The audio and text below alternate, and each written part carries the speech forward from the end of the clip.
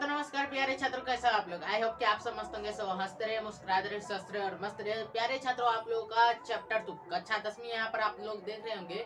उसका चैप्टर 2 का जो है लेखक परिचय कराने वाले हैं, तो आप लोग तैयार हो जाइए और लेखक परिचय स्टार्ट करते हैं। यहाँ पर जो है मेन पॉइंट आपको बता देते हैं लेखक परिचय में क्या है।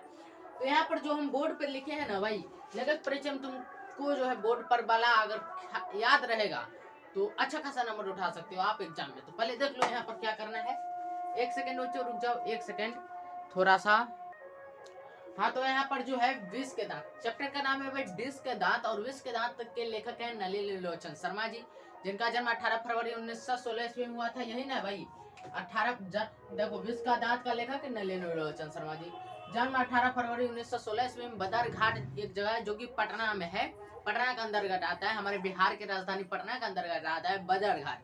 वहां पर इनका जो है जन्म हुआ था। और इनकी पिताजी का क्या नाम था, पंडित रमावतार शर्मा, और माता जी का नाम था रत्नावती शर्मा। ठीक, तो यहाँ पर आप लोग ये भी देख सकते हो, माता जी का पिताजी का नाम पंडित रमावतार शर्मा और माता जी का नाम रत्नावती शर्मा। इनकी मृत्यु जो हो गई थी, किनकी, इनका नलिनी लोचन शर्मा जी का मृत्यु हो गया था 12 सितंबर। कब? 12 सितंबर 1916, सॉरी 61 ईस्वी में। 16 में तो जन्म हुआ था, 61 में इनकी जो है मृत्यु हो गई थी। ठीक, और इनकी रचनाएं याद रख लेना कि दृष्टिकोण, साहित्य का इतिहास, दर्शन, मानदंड, हिंदी उपन्यास विशेषता प्रेमचंद के लिए लिखे थे।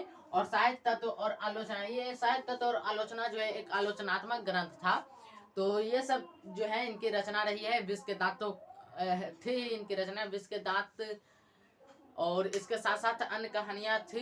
ये इनकी रचना थी विष के दांत और अन्य कहानियां, ये रचना थी इनकी। एक कहानी संग्रह था जहां से विष का दांत चैप्टर जो है लिया गया है। ठीक, तो अब आपको चाहिए, तो हमने मुख्य बातें बताई, अब आपको चैप्टर में जो दिया गया है इसका लेखक परिचय वो समझ लीजिए।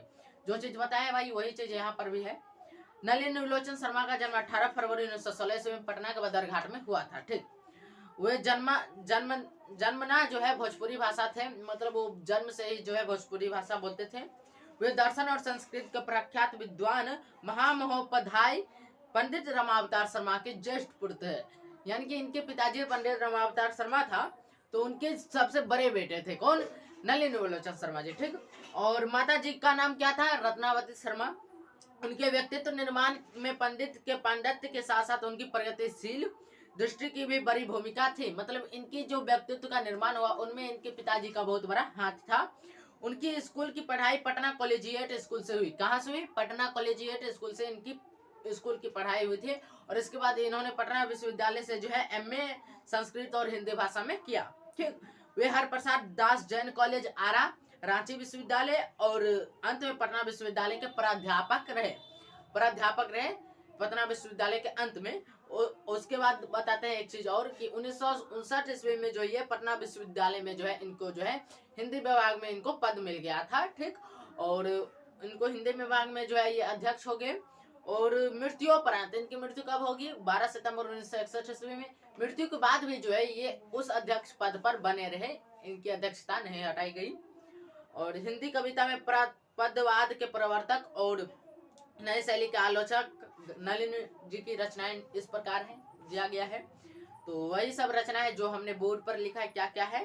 दृष्टिकोण, साहित्य का इतिहास, दर्शन, मानदंड, और उसके साथ साथ हिंदी उपन्यास विशेष करके जो है प्रेमचंद्र जी के लिए लिखे थे। और उसके साथ साथ साहित्य तत्व और आलोचना जो कि एक आलोचनात्मक ग्रंथ है। विष के दांत जो और 17 जो है छोटी छोटी कहानियां थी। ठीक, कहानी संग्रह से ये है 17 छोटी छोटी कहानियां। और विष के दांत ये सब क्या था? एक कहानी संग्रह था। केसरी कुमार तथा नरेश के साथ इन्होंने काव्य संग्रह भी लिखे। उसमें नकेन के प्रपद लिखे और नकेन 2, सदल मिश्र ग्रंथावली, अयोध्या प्रसाद खत्रिय स्मारक ग्रंथ, संत परंपरा और साहित्य आदि संपादित ग्रंथ है इनकी। ठीक, ये सब इनकी जो है ग्रंथ है। आलोचकों के अनुसार, मतलब इनकी जो आलोचना करते हैं उनके अनुसार जो है प्रयोगवाद का वास्तविक प्रारंभ नलिनी लोचन शर्मा की कविताओं से हुआ है और उनकी कहानियों से मनोवैज्ञानिकता के तत्व समग्रता से उभर कर आए। आलोचना में वे आधुनिक शैली के समर्थक थे। वे कथ्य शिल्प, कथ मतलब क्या, नाच का एक रूप होता है कथ, ठीक। शिल्प यानी कि शिल्पकार, मूर्ति बनाने वाले, ठीक, कलाकार जो होते हैं। भाषा आदि सभी स्तरों पर जो है नवीनता आग्रही लेखक थे। उनमें प्रायः परंपरागत दृष्टि एवं शैली का निषेध तथा आधुनिक दृष्टि का समर्थन है। आलोचना की उनकी भाषा गठी हुई और संकेतात्मक है, वे संकेत से भी जो है आलोचना कर लेते थे। उन्होंने अनेक पुराने शब्दों का नया जीवन दान दिया और आधुनिक साहित्य में पुनः प्रतिष्ठित हुए। जो उन्होंने पुराने शब्दों को जो है प्रतिष्ठित किए आधुनिक किताबों में, वो उनके लिए बहुत अच्छी बात रही है, ठीक।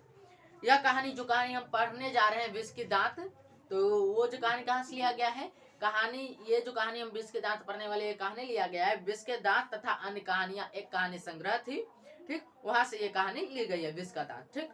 यह कहानी मध्य वर्ग के अनेक अंतर विरोधों को उजागर करती है। कौन सा कहानी, ये जो हम कहानी पढ़ने वाले हैं, विष के दांत। सो कहानी का जैसा ठोस सामाजिक संदर्भ है, वैसा ही स्पष्ट मनोवैज्ञानिक आशय भी है।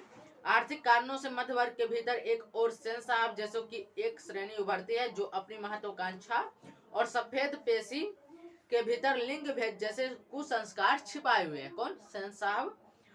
तो दूसरी ओर जो है एक गिरधर लाल है, जो कि नौकर की तरह है, नौकरी पेशा है, निम्न मध्य वर्गीय व्यक्ति की श्रेणी में है, बहुत गरीब है बेचारा गिरधर लाल, और अनेक तरह की थोपी गई बंदिशों के बीच भी अपने अस्तित्व को बहादुरी और साहस के साथ बचाए रखने के लिए जो है संघर्षरत है। मतलब अपने अस्तित्व को बचाए रखने के लिए वो संघर्ष कर रहे हैं, मेहनत कर रहे हैं, ठीक। और उसके बाद यह कहानी जो है सामाजिक भेदभाव, लिंग भेद, आक्रामक स्वार्थ की छाया में पलते हुए प्यार दुलार के कुपरिणामों को उभारती हुई सामाजिक समानता और मानवाधिकार के महत्वपूर्ण वानगी पेश करती है, जो कहानी हम पढ़ने वाले हैं, विष का दांत। लेखक परिचय प्यारे भाइयों और बहनों हो गया है। अब कहानी होना है विष का दांत। तो अब कहानी नेक्स्ट क्लास में करेंगे। लेखक परिचय का एक अलग से क्लास इसलिए लगाते हैं क्योंकि यहाँ से जो है आप लोगों को अच्छा खासा क्वेश्चन पूछा जाता है, इसलिए अलग से क्लास लगाते हैं। तो मुझे उम्मीद है क्लियर आप लोग समझ गए होंगे लेखक परिचय। तो विष का दांत कहानी बड़ा ही मजेदार कहानी है, तो इसके लिए तैयार रहिएगा। तो अब मिलते हैं विष के दांत कहानी के साथ, तब तक ये हंसते रहे, मुस्कुराते रहे, स्वस्थ रहे और मस्त रहे। जय हिंद, जय भारत।